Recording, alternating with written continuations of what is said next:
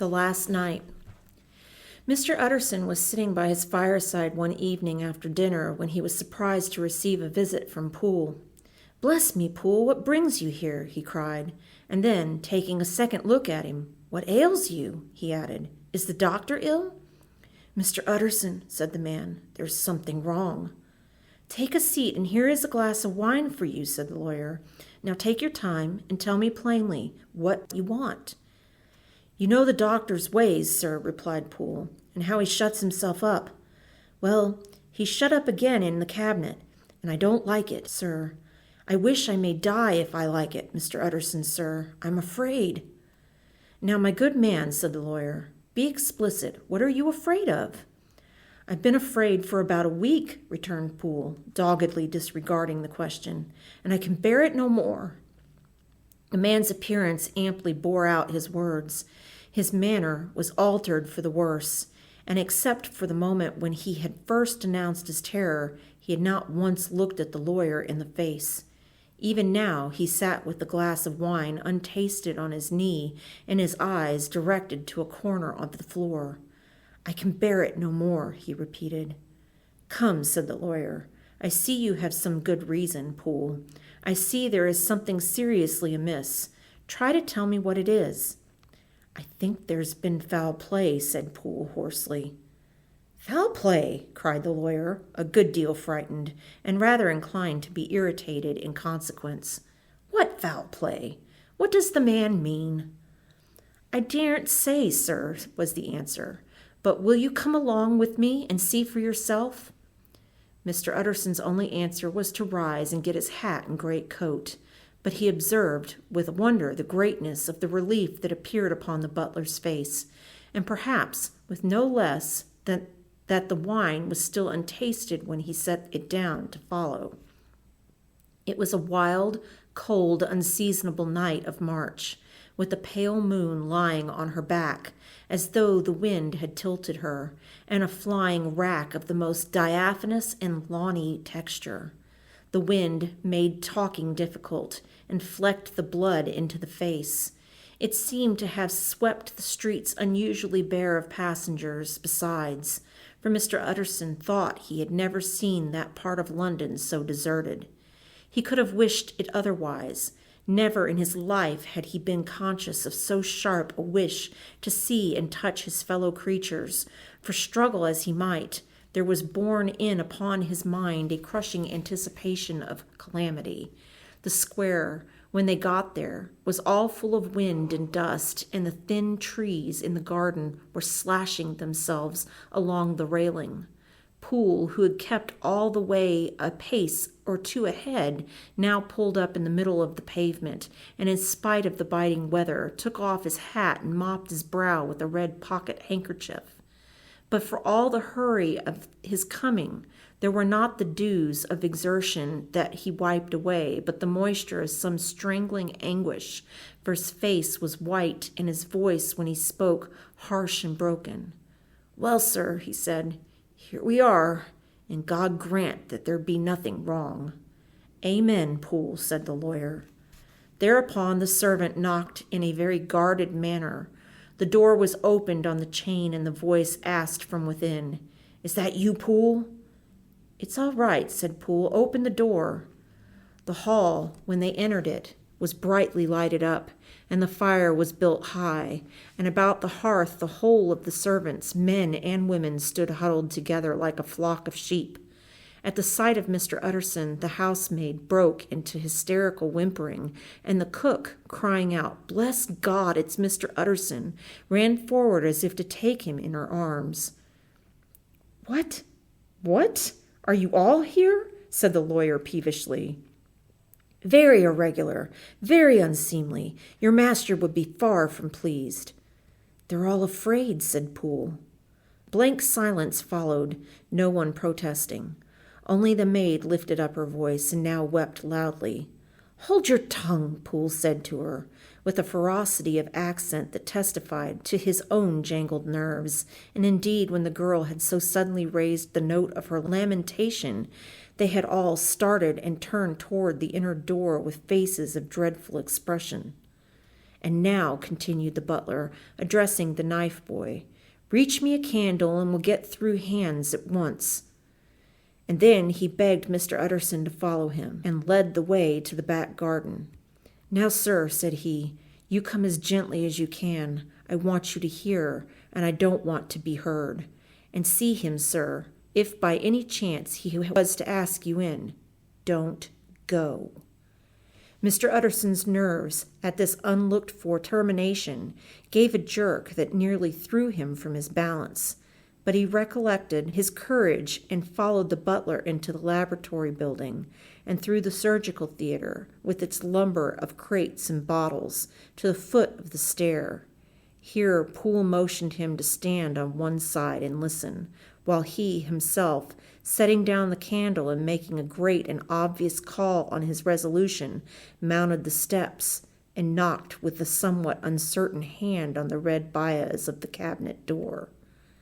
Mr. Utterson, sir, asking to see you, he called, and even as he did so, once more violently signed to the lawyer to give ear. A voice answered from within. Tell him I cannot see anyone, it said complainingly. Thank you, sir, said Poole, with a note of something like triumph in his voice, and taking up his candle, he led Mr. Utterson back across the yard and into the great kitchen, where the fire was out and the beetles were leaping on the floor. Sir, he said, looking at Mr. Utterson in the eyes, was that my master's voice? It seems much changed, replied the lawyer, very pale, but giving look for look. Changed? Well, yes, I think so, said the butler. Have I been 20 years in the man's house to be deceived about his voice? No, sir. Master's made away with. He was made away with 8 days ago, when we heard him cry out upon the name of God. And who's in there instead of him?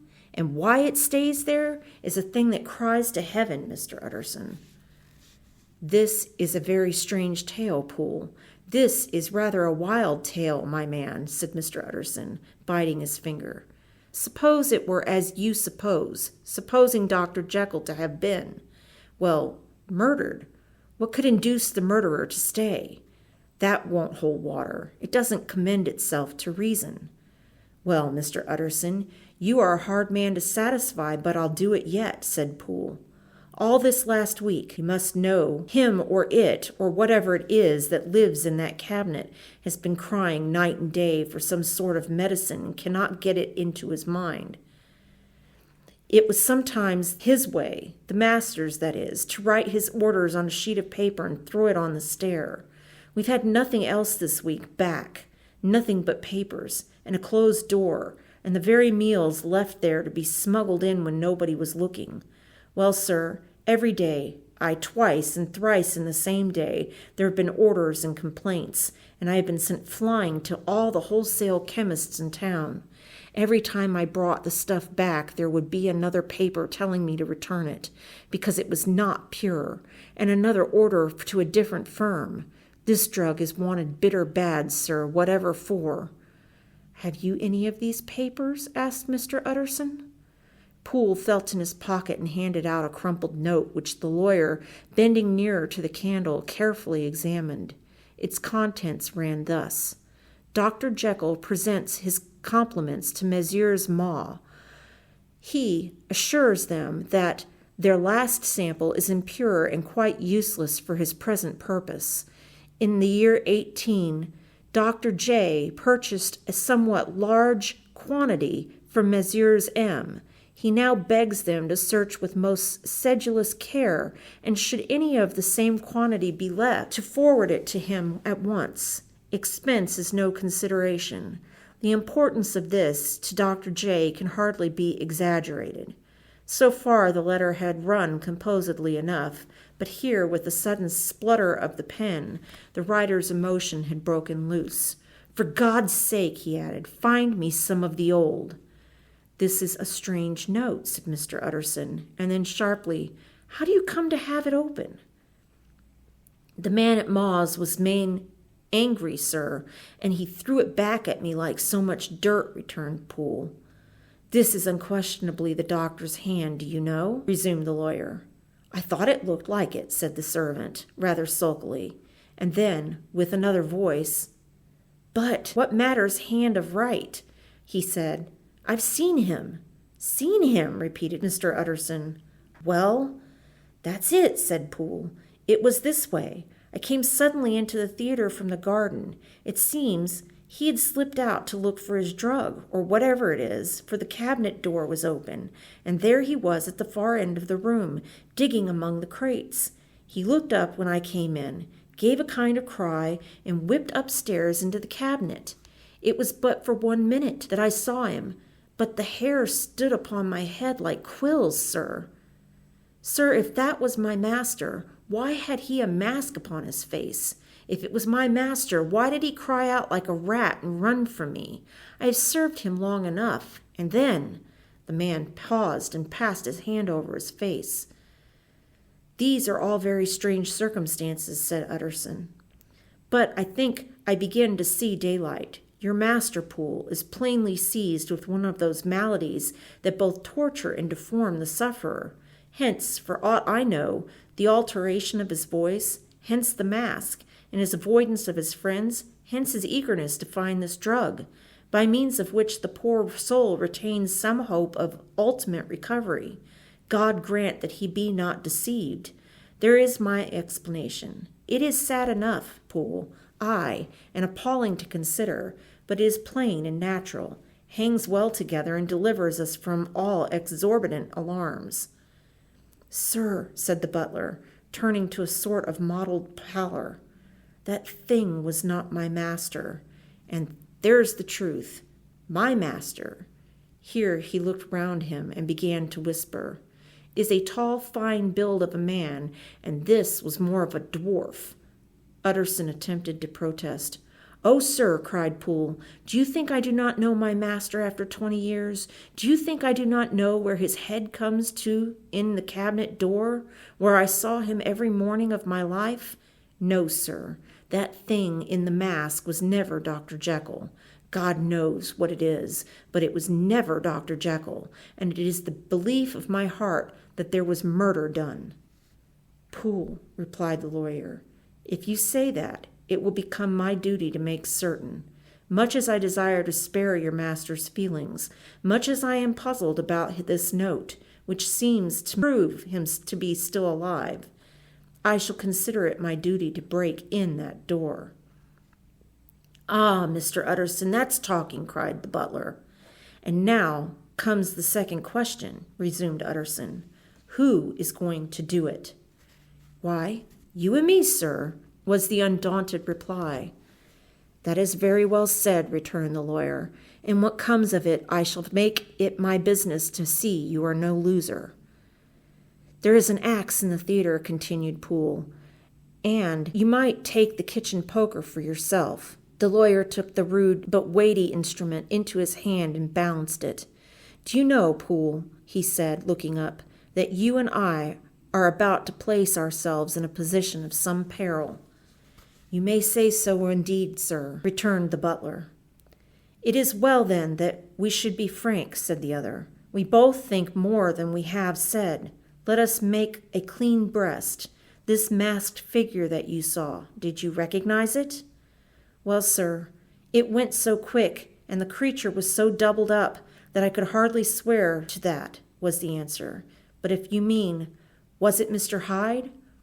Why, yes, I think it was. You see, it was much the same bigness, and it had the same quick, light way with it. And then, who else could have got in by the laboratory door? You've not forgot, sir, that at the time of the murder he still had the key with him. But that's not all. I don't know, Mr. Utterson, if ever you met this Mr. Hyde. Yes, said the lawyer, I once spoke with him.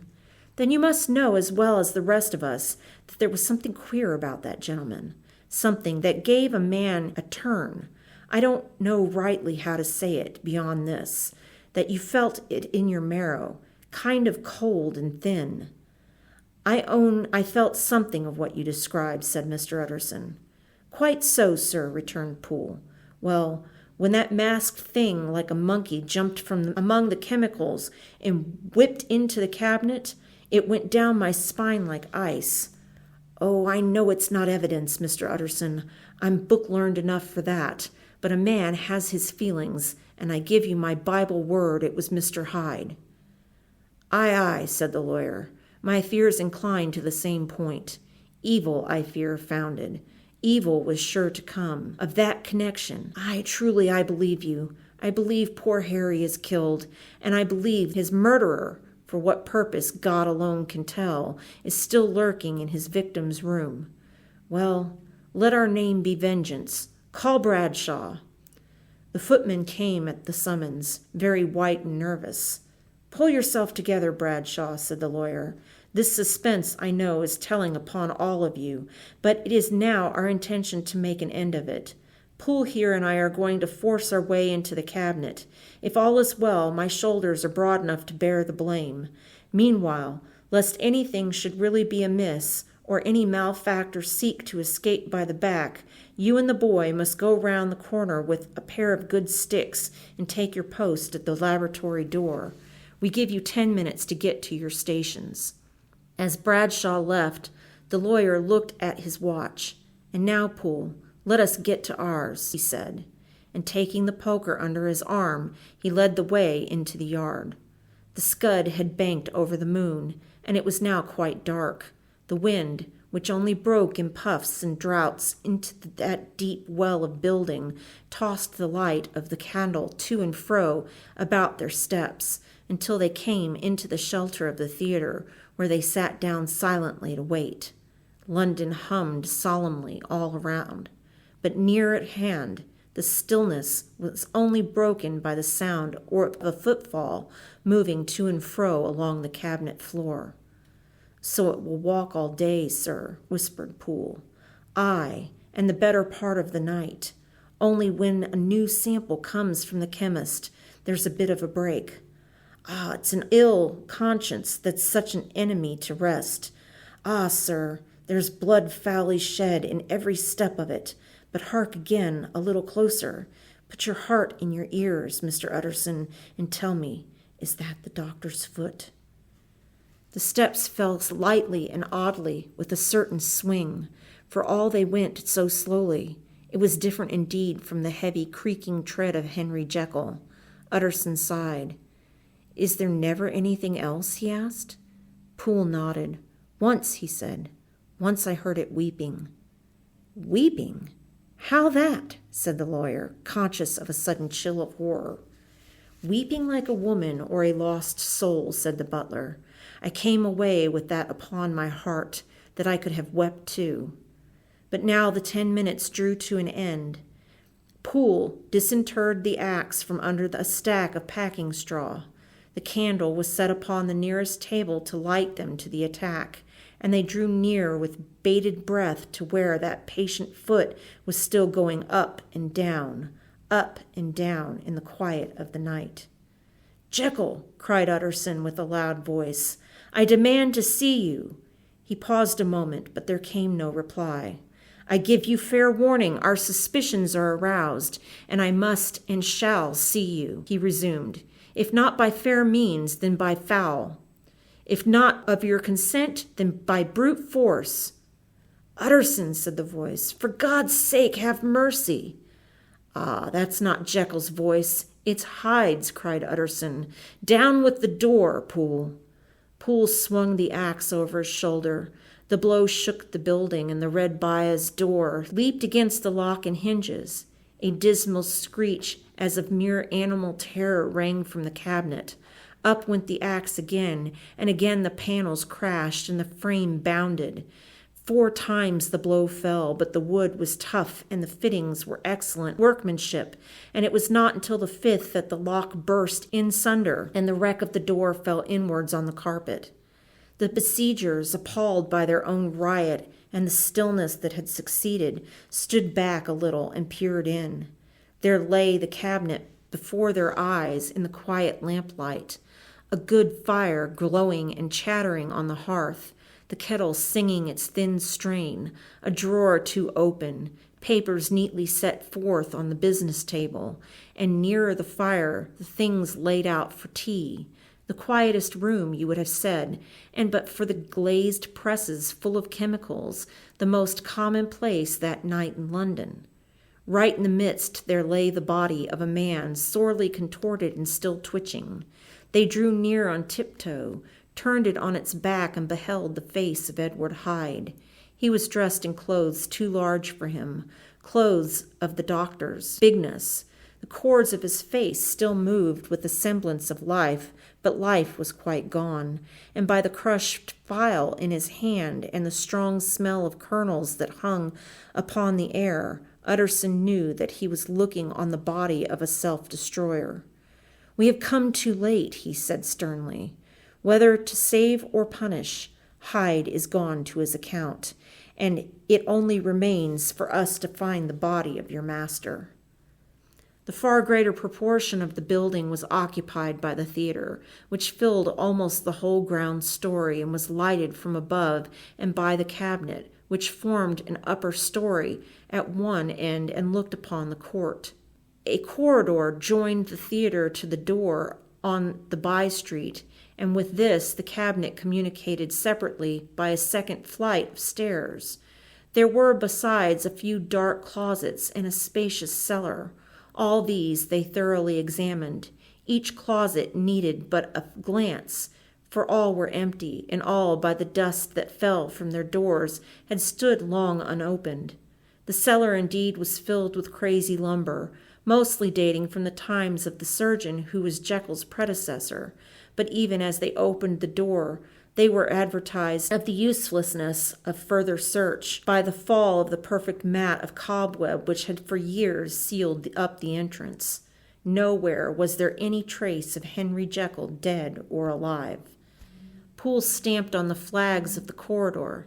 "He must be buried here," he said, hearkening to the sound. "Or he may have fled," said Utterson, and he turned to examine the door in the by-street. It was locked, and lying near by the flags they found the key already stained with rust. "This does not look like use," observed the lawyer. "Use?" echoed Poole. "Do you not see, sir? It is broken, much as if a man had stamped on it." "Ah," continued Utterson, "and the fractures too are rusty." The two men looked at each other with a scare.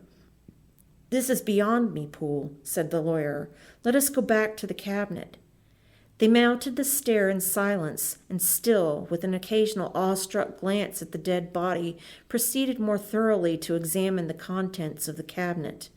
At one table there were traces of chemical work, various measured heaps of some white salt being laid on glass saucers, as though for an experiment in which the unhappy man had been prevented. "That is the same drug I was always bringing him," said Poole, and even as he spoke the kettle with a startling noise boiled over. This brought them to the fireside, where the easy-chair was drawn closely up and the tea things stood ready to the sitter's elbow, the very sugar in the cup. There were several books on a shelf. One lay beside the tea things open, and Utterson was amazed to find a copy of pious work, from which Jekyll had several times expressed a great esteem, annotated in his own hand with startling blasphemies. Next, in the course of their review of the chamber, the searchers came to the cheval glass, into whose depths they looked with involuntary horror, but it was so turned as to show them nothing but the rosy glow playing on the roof, the fire sparkling in 100 repetitions along the glazed front of the presses, and their own pale and fearful countenances stooping to look in. "This glass has seen some strange things, sir," whispered Poole. "And surely none stranger than itself," echoed the lawyer, in the same tone. For what did Jekyll? Caught himself up at the word with a start, and then conquering the weakness. "What could Jekyll want with it?" he said. "You may say that," said Poole. Next they turned to the business table. On the desk among the neat array of papers, a large envelope was uppermost and bore in the doctor's hand the name of Mr. Utterson. The lawyer unsealed it, and several enclosures fell to the floor. The first was a will, drawn in the same eccentric terms as the one which he had returned 6 months before, to serve as a testament in case of death and as a deed of gift in case of disappearance. But in place of the name of Edward Hyde, the lawyer, with undescribable amazement, read the name Gabriel John Utterson. He looked at Poole and then back at the papers, and last of all at the dead malefactor stretched upon the carpet. "My head goes round," he said. "He has been all these days in possession. He had no cause to like me. He must have raged to see himself displaced, and he has not destroyed this document." He caught the next paper. It was a brief note in the doctor's hand and dated at the top. "Oh, Poole," the lawyer cried. "He was alive and here this day. He cannot have been disposed of in so short a space. He must be still alive. He must have fled." And then, why fled, and how, and in what case we venture to declare this suicide? Oh, we must be careful. I foresee that we may yet involve your master in some dire catastrophe. "Why don't you read it, sir?" asked Poole. "Because I fear," replied the lawyer solemnly. "God grant I have no cause for it." And with that, he brought the paper to his eye and read as follows: "My dear Utterson, when this shall fall into your hands, I shall have disappeared. Under what circumstances I have not the penetration to foresee, but my instincts and all the circumstances of my nameless situation tell me that at the end is sure and must be early. Go then, and first read the narrative which Lanyon warned me he was to place in your hands, and if you care to hear more, turn to the confession of your unworthy and unhappy friend, Henry Jekyll." "There was a third enclosure?" asked Utterson. "Here, sir," said Poole, and gave into his hands a considerable packet sealed in several places. The lawyer put it in his pocket. "I would say nothing of this paper. If your master has fled or is dead, we must at least save his credit. It is now 10. I must go home and read these documents in quiet, but I shall be back before midnight, when we shall send for the police."